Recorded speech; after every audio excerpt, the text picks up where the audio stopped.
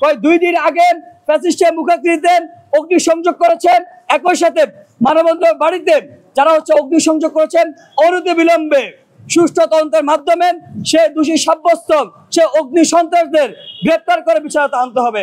এই অঞ্চলের শিল্পী, এই ক্যাম্পাসের শিল্পী, এই দেশের শিল্পী মানবেন্দ্র ঘোষের বাড়িতে অগ্নিসংযোগ সংঘটিত হয়েছে। এই যে ফ্যাসিস্ট যে দোসররা তারা এখনো প্রকাশ্যে দিবালোকতারা এখন ঘুরে বেড়াচ্ছে।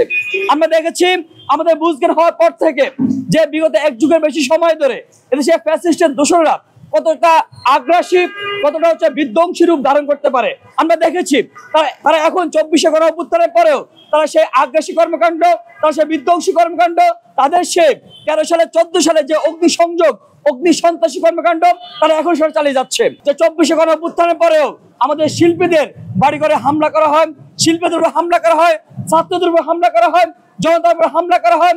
একটি স্বাধীন ক্যাম্পাসে, ঢাকা বিশ্ববিদ্যালয়ের ক্যাম্পাসে আমরা যখন আনন্দ শোভাযাত্রা করতে যাচ্ছি, সেখানে আমাদের যে মূল থিমের এলাকায় ফ্যাসিস্টের যে মুখাকৃতি বানানো হয়েছে সেটাকে অগ্নিসংযোগ সেখানে দেওয়া হয়েছে। আমরা দেখেছি সেখানে একজন ব্যক্তিকে, মানবেন্দ্র ঘোষকে সেখানে মিথ্যা অভিযোগ দিয়ে তার বাড়িতে অগ্নি সন্ত্রাস চালানো হয়েছে।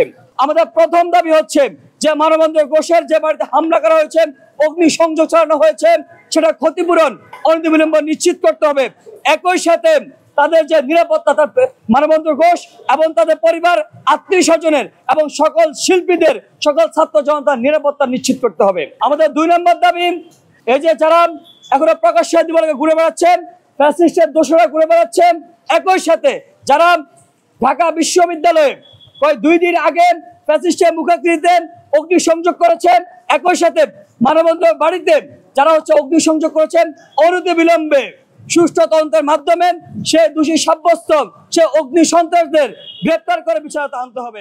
আপনার স্বপ্নগুলো আকাশ ছুবে প্রবাসীর হেলিকপ্টারের মাধ্যমে। বিয়ে, জন্মদিন অথবা যে কোনো বিশেষ প্রয়োজনে হেলিকপ্টার ভাড়া করতে যোগাযোগ করুন স্ক্রিনে দেয়া নাম্বারে। প্রবাসীর হেলিকপ্টার, নিরাপদ ও সাশ্রয়ী বাহনের বিশ্বস্ত নাম।